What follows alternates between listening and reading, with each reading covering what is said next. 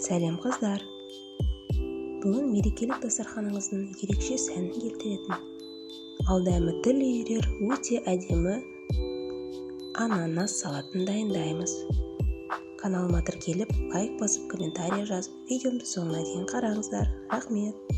Ингредиенттеріміздің мөлшерін әдеттегідей описаниеге жазып кетемін.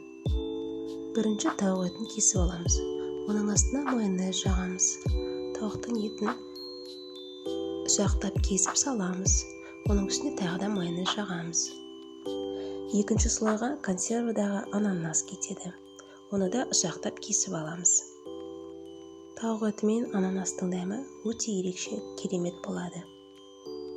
Бұл салатқа тұз себудің қажеттісі жоқ. Тауық етін пісіріп жатқанда тұздасаңыз, сол жеткілікті. Келесі слой сәбіз үккіштен өткізілген. Оның үстіне майонез.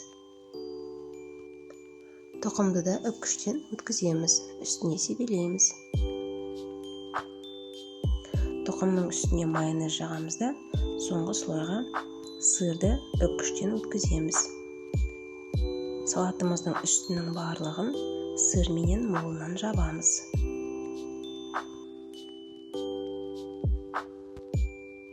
Салатымыз дайын болып қалды. Енді безендіреміз. Әдемілеп майонездан сетка жасаймыз.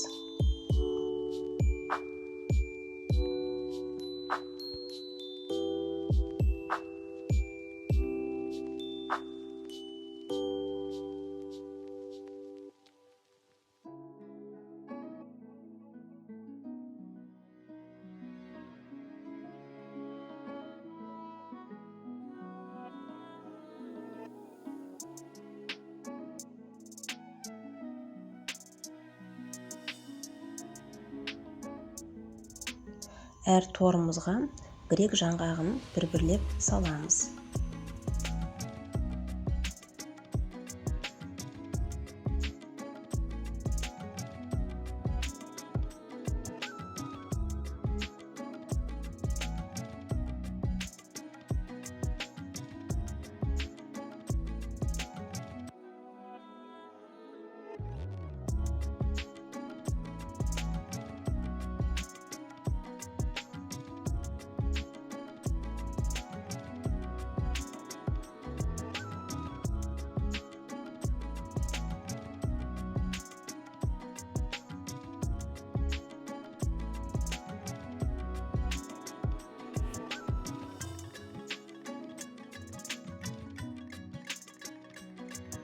Жаңғақтың үстіңгі жағына укроппенен безендіреміз, яғни ананасқа ұқсап тұруы қажет.